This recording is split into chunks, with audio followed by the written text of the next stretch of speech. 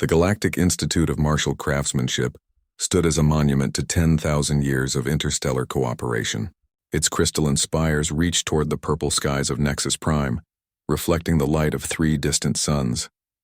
Within its halls, the galaxy's finest students learned the ancient art of weapon forging, a skill considered essential for any species seeking to join the Galactic Council. Orla wiped sweat from her brow as she examined the forge before her.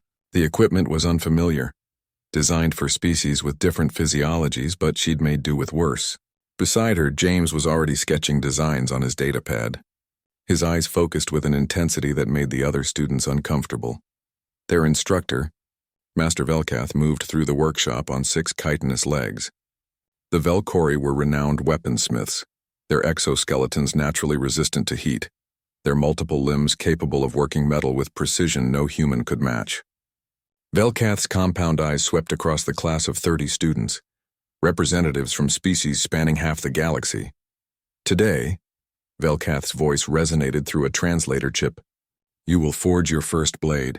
This is not merely a test of your technical skill, but of your understanding of your species' martial heritage. Use the materials provided. You have until the 3rd sun sets. The workshop erupted into controlled chaos. The Zanari students, beings of living crystal, began shaping molten metals with their heat-resistant appendages. The aquatic Delphini worked in specialized pressure chambers, forging blades from compressed ceramics. The Throck, massive and bear-like, hammered away at traditional steel with enthusiastic roars. Orla looked at the materials provided, various alloys, composite metals, even some rare elements she'd only read about in textbooks. Each student had access to the same resources, enough to forge a masterpiece. She reached for a rod of titanium carbide alloy, then hesitated. James hadn't moved toward the materials at all. What are you doing? She whispered, glancing at their instructor who was helping a struggling Paquali student. James held up something he'd pulled from his pocket, a pale, curved object about the length of his forearm. Found this in the Xenobiology Lab's waste disposal. Femur from a Grolian 6-horn. They throw them out after dissections. That's bone, Orla said, stating the obvious. Yep. James pulled out a small case of tools, not the plasma cutters and molecular forges provided by the Institute, but primitive implements, files, stones, strips of rough material. Our ancestors didn't always have access to advanced metallurgy, Orla. They used what they had. Velkath's many eyes swiveled toward them. The master weaponsmith approached, mandibles clicking with what the translator rendered as curiosity. Human James, you do not use the forge. Are you unwell? Just working with different materials, Master, James replied, already running a file along the bone surface with long, practiced strokes. Several students stopped their work to watch. A Janari named Crystallix drifted closer, its prismatic body refracting light in patterns that indicated confusion. But the assignment is to forge a blade. You cannot forge bone. It will splinter, break. It is inferior to proper metals. James smiled without looking up. Tell that to the warriors who conquered continents with obsidian and bone. Orla understood then. This wasn't stubbornness or eccentricity. This was James making a statement. She turned to her own workspace and, after a moment's consideration, selected not the advanced alloys but a simple carbon steel rod. If James was going primitive, she'd meet him halfway. Humans didn't need the galaxy's best materials to be dangerous. The hours passed. The workshop filled with the sounds of hammering, the hiss of plasma torches, the hum of molecular assemblers. James worked steadily, shaping the bone with techniques that predated spaceflight by millennia. He carved grooves along its length, bound it with salvaged synthetic sinew from the materials pile, created a handle wrapped in leather-like textile. The blade's edge, he sharpened it with increasingly fine stones until it caught the light like glass. Orla finished her own blade, a simple but elegant knife forged the old way, with hammer and heat. It wasn't fancy, but she'd made it with techniques passed down through generations of Irish smiths.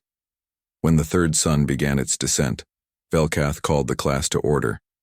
One by one, students presented their work. The Zanari had created blades that sang when swung, molecular structures perfectly aligned. The Throck presented massive cleavers that could split armor. The Delphini showed daggers that could function underwater at crushing depths. Then came James. He laid the bone blade on the presentation table. In the workshop's bright lights, it looked primitive, almost crude compared to the technological marvels surrounding it. Velkath examined it in silence, manipulating the weapon with surprising gentleness. "You were instructed to forge a blade," the master said finally. "I created a blade," James replied. "Forging just means to shape something through effort and skill. Our word comes from the Latin fabricar, to make. I made this." Velkath's mandibles clicked rapidly. The translator struggled before settling on thoughtful consideration. The master ran a specialized appendage along the blade's edge. "The sharpness is remarkable, the balance is precise.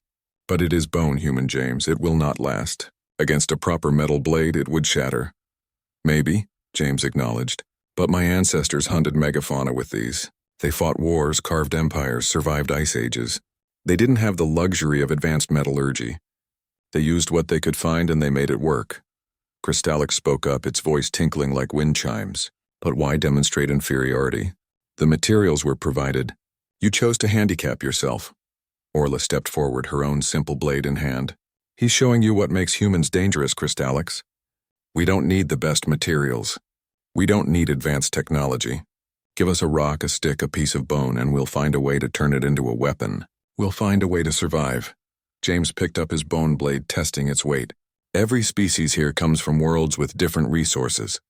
The Zanari evolved alongside crystalline structures. The Throck had abundant metals. But humans? We came from a world that didn't give us much. So we learned to use everything. Bone, stone, wood, sinew. We learned to look at anything and ask, can this kill? Can this protect? Can this help me survive another day?" He turned to address the entire class. "That's what you should fear about humans if we ever become enemies. Not our technology. Everyone catches up technologically eventually. Fear our adaptability. Fear that we've spent our entire evolutionary history learning to make weapons out of nothing." The workshop was silent. Master Velkath picked up the bone blade again, examining it with all 6 eyes.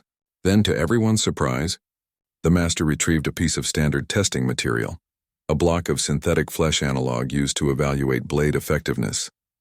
The bone blade cut through it like water. "Humans," Velkath said slowly, "are accepted into the Galactic Council for many reasons. Today I understand one more of them." The master's eyes fixed on James and Orla. "You both pass, though I suspect, human James, that you have taught this class more than I intended." As the students filed out, Orla walked beside James.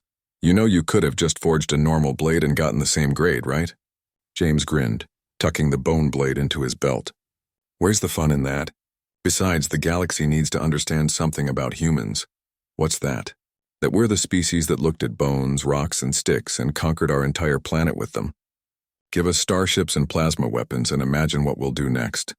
Orla laughed, but she saw the other students watching them as they left, saw the new wariness in alien eyes. The message had been received. Humans didn't need the best tools, they just needed a challenge.